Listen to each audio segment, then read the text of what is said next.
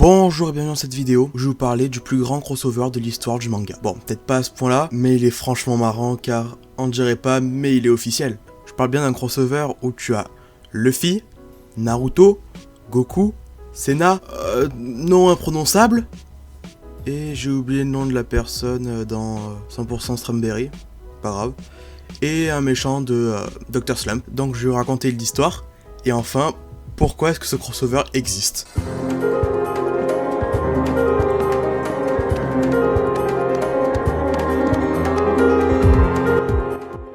Notre histoire commence sur Senna.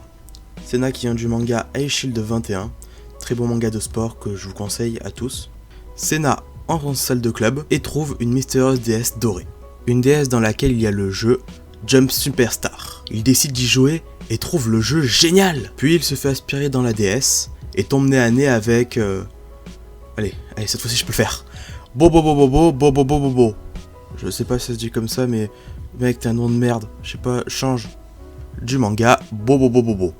Puis il se fait attaquer par un monstre, mais avec chance, mec au nom imprononçable le sauve grâce à ses poils de nez, mais la machine parvient à se relever et mec au nom imprononçable se fait attaquer par la machine, mais par chance Goku le sauve et Naruto et Luffy utilisent leur attaque signature sur le robot. Puis tout ce beau monde se fait une bouffe autour du feu et il y a toujours de 100% Strawberry qui apparaît. Elle devait être planquée derrière une fougère. Puis ensuite, Senna découvre qu'il était aspiré dans le monde du Jump, à l'intérieur de son jeu, par le docteur Moshi Iribo. Putain, les gars, vos noms de merde, vous allez pas les faire. Genre, non, c'est nul. Arrêtez. Docteur au nom imprononçable qui souhaite conquérir le monde avec l'aide des héros du Jump. Donc Senna veut le trouver pour rentrer chez lui. Ok. Bon plan, j'aime bien. Mais malheureusement, comme ils ne savent pas où il est, Luffy a la super idée de créer un navire de recherche pour retrouver le docteur au nom imprononçable. Mais de l'autre côté de la feuille, il y a un défi pour récupérer un otage. Alors moi j'appelle ça une prise d'otage, pas un défi, mais bon, chacun ses visions. Otage qui n'est autre que Mamori. Mamori c'est le personnage féminin dans High Shield 21. C'est un petit peu la love interest de Senna. Donc toute l'équipe va attaquer le château du docteur au nom imprononçable pour récupérer Mamori, mais le doc prépare pendant ce temps un super robot qui va les battre. Et il a changé la couleur de celui-là, c'est ça? Il est plus vert, maintenant il est jaune. C'est pour ça qu'il est plus puissant. L'équipe du Jump se fait attaquer par le robot du doc. Le combat commence. Les héros comprenant qu'ils vont mettre du temps à battre le robot, Luffy dit à Senna de partir sauver l'otage, pendant que Toujou ne fait strictement rien. Alors, quand on met un personnage dans une histoire, pour qu'il serve à quelque chose, pas pour qu'il fasse plante verte. Genre, j'ai vraiment l'impression que ce personnage à la base de pas être là, mais c'est les rédacteurs qui ont été en mode ouais, non, mets un peu de romance, place-ta quelque part. Il faut. Bon, après, Senna part sauver l'otage pendant que le reste du groupe se bat. Il tombe sur la cachette du doc. Pendant ce temps, Luffy, Bobo, Naruto, Goku utilisent leur attaque spéciale respective pour détruire le robot, ce qu'ils arrivent à faire. Puis après, pendant ce temps, Senna qui est en mode 1v1 contre le doc. Le doc tente de faire un plaquage à Senna, mais Senna l'esquive. Le doc par la fenêtre et il est mort. Donc Senna part vite aller voir dans l'ancienne maison pour épouse.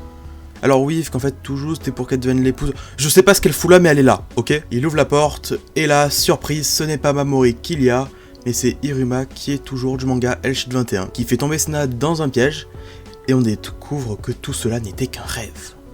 Bon, voilà, là j'ai fini de parler de l'histoire du one-shot, et maintenant on va se poser une question importante. Pourquoi ce one-shot existe? Qu'est-ce qui a fait qu'il existe? Que fait toujours là? Il y a beaucoup de questions, on va essayer d'y répondre, mais pas trop que... Eh ben déjà, ce que je peux vous dire, c'est que ce one-shot a été écrit par l'auteur de High Shield 21, ce qui explique pourquoi est-ce que Senna est au centre de l'histoire, parce que c'est son auteur qui l'a écrit et dessiné. Mais bon, ça répond pas à la question pourquoi ça existe, que c'est un vrai one-shot, il a vraiment été publié dans le Weekly Shonen Jump en 2005. Eh ben moi je vais vous dire pourquoi il existe, pour faire la promotion du jeu Jump Superstar, sorti sur DS en 2005 aussi. Est-ce que par hasard, ce nom Jump Superstar ne vous dit pas quelque chose? Eh bien oui, c'est le nom du jeu auquel Senna joue sur sa DS dorée, avant d'être transporté dans l'univers du Jump. Et on peut même y voir quelques images de gameplay. J'aime bien l'idée de mélanger du jeu vidéo réel avec des mangas. Je trouve que franchement ça fait un bon une bon truc, ça peut vraiment être intéressant comme manga. Et comme par hasard, qu'est-ce que c'est Naji? Que le jeu est super génial. Alors, j'ai pas joué au jeu directement, parce que bon, il est sorti qu'au Japon, et les quelques cartouches que j'ai trouvées coûtent 50 balles, et je ne suis pas chaud de payer 50 balles pour un jeu sur lequel je vais peut-être jouer à de 3 heures max. Mais d'après les quelques images que j'ai vues, ça semble être un Smash Bros like. Voilà, un jeu de plateforme combat, je sais pas comment on appelle ça. Oh, j'appelle un Smash Bros like, c'est bien ça. Avec les icônes du jump. Et visiblement, le jeu a plutôt bien marché, car en 2006, un an plus tard, il y a eu un deuxième épisode du nom de Ultimate Jumpstar, avec cette fois-ci un peu plus de personnages et tout. Ça me semble être le même jeu, avec seulement un peu plus de personnages, mais bon, je saurais pas trop dire parce que je n'y ai pas joué. Ce qui fait comprendre déjà que ce one-shot n'a pas été fait par plaisir par l'auteur, enfin je ne pense pas, et que c'est sûrement Shueisha qui a dit « Tu fais un one-shot pour promouvoir le jeu », il l'a fait. Le jeu a plutôt bien marché, ce qui explique déjà pourquoi est-ce qu'il y a certains éléments, genre toujours je me dis « Mais merde, qu'est-ce qu'elle fout là ?» Ça m'étonnerait pas que l'auteur ait fait le one-shot, était sur la fin, et que là les éditeurs étaient en mode « Ouais, non, faut que tu rajoutes un personnage de romance. » Vas-y, mets tout joue, mets là. Je sais pas, improvise-lui une petite histoire ou quoi, mets là. Ce qui expliquerait déjà qu'est-ce qu'elle fout là, parce qu'elle a aucun intérêt scénaristique. Et sinon, tous les autres personnages ont un minimum d'intérêt. Senna, c'était le personnage qui, entre guillemets, évolue dans l'histoire. Celui qui prend conscience que, malgré le fait qu'il soit un homme comme les autres, il peut faire de grandes choses. Et qu'après, les autres personnages soient là pour être là. Genre, Bobobo, c'est une icône du jump, humoristique. Après, Naruto, Luffy, Goku, c'est les icônes du Neketsu, du jump. Et toujours, c'est l'icône de la rom-com. C'est la seule qui vient d'une romance qu'il y a dedans. Et du coup, elle sert à rien. Elle a zéro développement. Elle est là pour quelques gags. Et à la limite, c'est un soutien psychologique pour Senna. Mais elle ne sert pas à grand chose d'autre. Donc, pour conclure, j'ai bien aimé ma lecture. Ce one-shot a beau être là juste pour vendre des jeux, il reste agréable à lire. C'est que, ouais, c'est une commande. Le but principal de ce one-shot, c'était juste de mettre des personnages du jeu en avant pour vendre plus le jeu. Et je trouve cette idée plutôt sympa. Le one-shot est pas une grande lecture, mais franchement, il est sympa. Si on est un peu fan des univers des mangas, franchement, ça fait plaisir de voir ça. Et je suis même un petit peu déçu qu'ils aient pas gardé la même idée pour leur dernier gros jeu crossover, Jump Force, qui est sorti en 2018. Jump Force qui, comparé à ce jeu-là, a une histoire. Bon, on peut pas le voir, mais j'ai fait énormément de guillemets, car bon, j'aime bien le jeu. Bon, objectivement, il est pourri, mais j'aime bien y jouer. Et l'histoire, c'est loin d'être son point fort. Mais un petit one-shot dessus, ça aurait pu être sympa.